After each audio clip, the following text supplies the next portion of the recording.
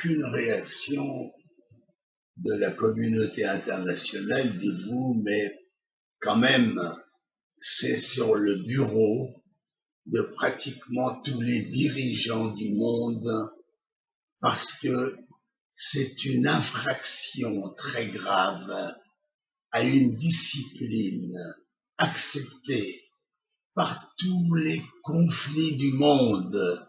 On n'utilise pas d'armes chimiques. Voilà, c'est accepté. Mais voilà, on est en face de nous de nouveau le gouvernement syrien qui, s'accrochant désespérément au pouvoir, est prêt à tout. Et vous savez, quand on dit d'un gouvernement dictatorial arabe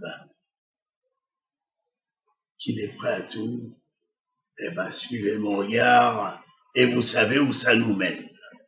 En tout cas, envoyer des armes chimiques contre une population en révolution, malgré que, quelque part, nous, Israéliens, on a été choqués par le fait que les rebelles, dans leur majorité, ont fait des actes d'allégeance totale à Al-Qaïda et à d'autres organisations terroristes. Alors, j'ai pas besoin de vous dire que on ne voit pas avec un enthousiasme très grand, Al-Qaïda venir prendre le pouvoir en Syrie et nous trouver à nos frontières avec ces bêtes humaines. Mais en tout cas, il y a de la part d'Assad là une incorrection très grave. Massacrer des populations, ça ne devrait plus exister, ça existe encore. On massacre, on tue, on extermine au lieu de négocier, au lieu de trouver des solutions. Alors, vous savez, quand je pense quelquefois à quel point Israël est attaqué simplement parce qu'on a empêché un camion douteux de rentrer à Gaza, alors que des centaines de camions rentrent tous les jours pour leur apporter tout ce qui leur est nécessaire.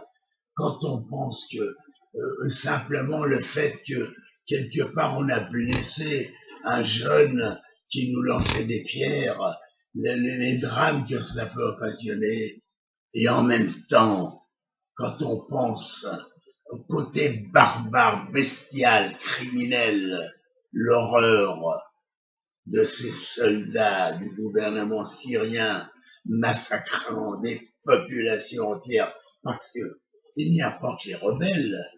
Vous savez que les morts sont à peu près 50-50, c'est-à-dire que le gouvernement d'Assad s'est organisé pour que d'une part, il tire sur les rebelles, bon, ça c'est la guerre, mais en même temps, il détourne les tirs à gauche ou à droite et on extermine la population. Et c'est le terme, c'est de l'extermination pure et simple.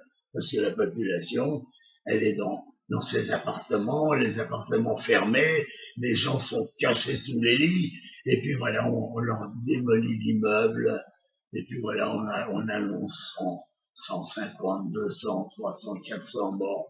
C'est abject, c'est pas possible que nous autres êtres humains, nous vivons au XXIe siècle des drames aussi horribles.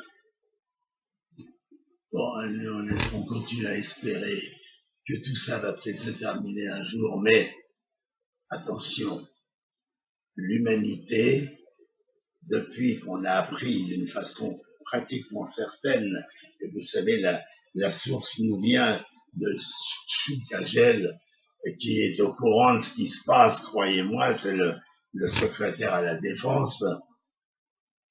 Le monde entier est en rébellion contre le gouvernement Assad parce qu'il a utilisé des méthodes de voyous, de gangsters, de meurtriers, d'assassins.